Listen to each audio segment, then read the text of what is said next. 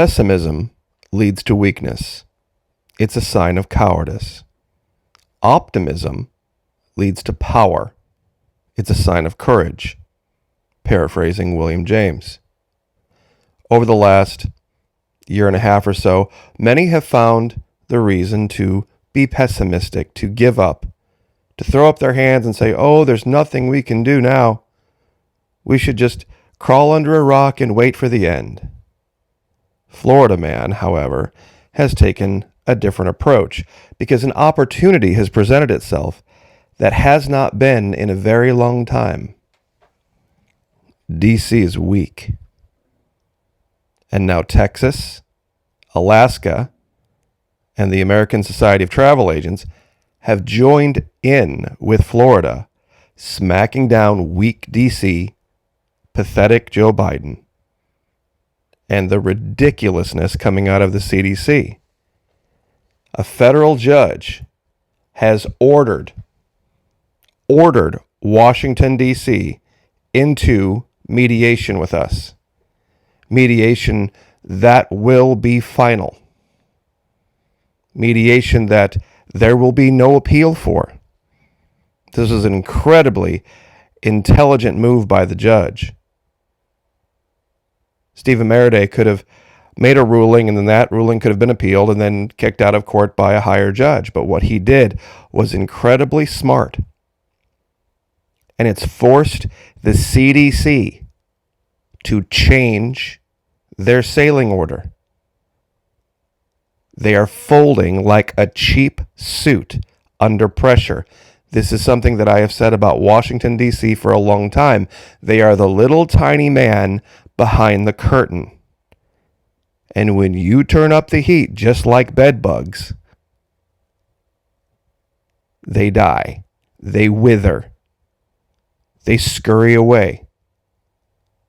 And this is how you do it. You take allies where you can get them. Now, this is from cruisive.com. CDC makes multiple updates to the conditional sailing order, making it far easier for cruise lines to restart. And this isn't optional mediation. It is mandatory mediation. This is devastating news for the CDC, devastating news for the Biden administration. They now are being forced to negotiate with the states. That's why Texas has joined us. That's why Alaska has joined us.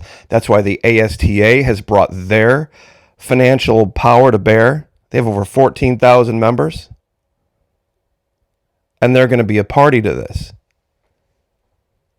This is going to be a much more epic smackdown of the federal government than I ever thought it was going to be. This ruling is going to affect things years from now, because the ASTA has made this amicus brief that has said this is way bigger than Florida. This is way bigger than even the cruise industry. This is about the federal government having the ability to restrict travel and say what people can and what people can't do. They don't have that authority. And there's already been a ruling. There's already been a ruling that says the CDC can't just blanket say to landlords, you can't collect rent. And that was over a month ago. And I'm sure that's going to get brought up. Said, look, you can't give this kind of power to an unaccountable agency in the federal government. I'm sure people are already typing with their pessimism. And they're, oh, you're going to lose. And, oh, we got to give up now because it's just, they're too powerful. And, not buying into that. We're not buying into that here. We're winning. We are absolutely winning. Texas is winning. Other states are winning. Is it all happening at once? No. But it's happening over time. And this is what happens when you get a weak leader in D.C. He's weak. He's weak, and he's being bombarded from multiple sides with multiple crises mostly of his own making. And we're going to watch him fold like a cheap suit. For me, as a libertarian, this is fantastic news. Some people say, Florida Maquis, aren't you worried about the world seeing us as weak? Our strength comes from our division. I know that sounds very strange. People say, divide and conquer, divide and conquer. That isn't what made this republic powerful. Our diversity made us strong. You couldn't just go after one aspect of our country, multiple aspects with multiple governments, layers of defense.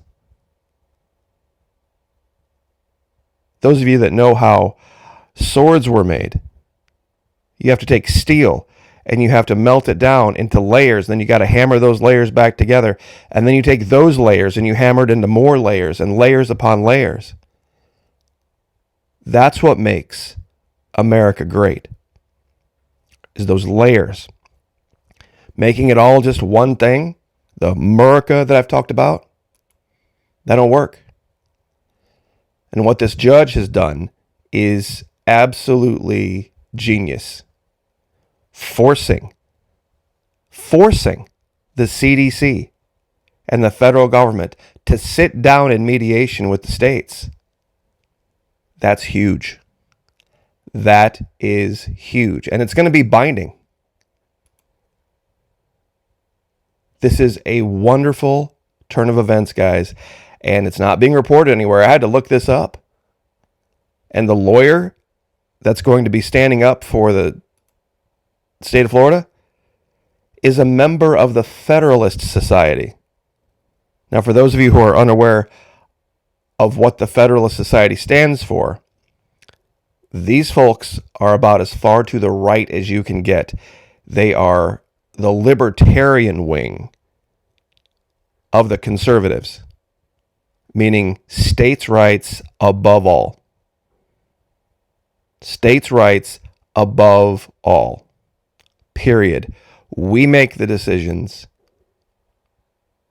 based on what we believe is best for our state. And that is the law of the land. Individual liberty is the law of the land.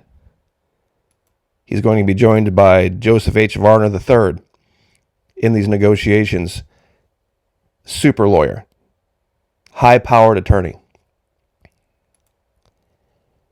There are articles all over inside the cruise industry about this. And I will give you links to the COVID-19 operations manual for simulated and restricted voyages, blah, blah, blah, blah, blah. And their interim public health recommendations for fully whatever. This is the exact analogy I made. If you turn up the heat on these people, they will wither away. And they will go away. They have been used to being unopposed. They have been accustomed to getting their own way. If the states stand up and make an issue of it and make them have to fight on multiple fronts, they're going to wilt. They're going to collapse. Now, on this same note, I've mentioned before that I stream at night on Twitch, and there's a game that we play, Assassin's Creed Odyssey. And not to get too much into the weeds on this, but within the game, you have enemies, and you have things that you have to get done. And sometimes you can turn one enemy against another enemy. And you can watch them destroy each other, and then you can just go mop up what's left. Now, in this clip that I'm showing here from the gameplay last night, this occurs. You have these mercenaries that are super powerful that try to hunt you down and stop you from doing what you're doing. Well, if you can get a big enough fight going, sometimes other enemies that are trying to destroy you will take on these mercenaries and fight on not really your behalf. They just don't like them either. And that's kind of what Florida is doing. We are bringing to bear every asset we can against the federal government, no matter who. The ASTA, other states, the cruise line industry is on our side. Some people say that corporate America is a bad thing. Well, it depends. Can they help us achieve our ends? Can they help us put DC in check? Well, in this particular case, the cruise industry as a whole, other than a couple of tiny exceptions, are on our side in this. So take allies where you can find them. Enemy of my enemy doctrine. This is what's going on. And strength attracts other strength. And weakness just invites catastrophe. And believe me, we have not had this weak of an executive in the Oval Office since Carter, since I was a kid, little kid. And what happened after Carter? We had the greatest, prior to this now, the greatest resurgence of conservative values we've ever seen in this country with Ronald Reagan. And this is what's coming. This is what's coming in less than 2 years, and then also in 3.5 years. The greatest resurgence of states' rights, of liberty, of conservative values since Reagan is coming. And we've just got to put our foot on the accelerator and make this happen. So God bless. Like, share, subscribe, and we'll see you next time.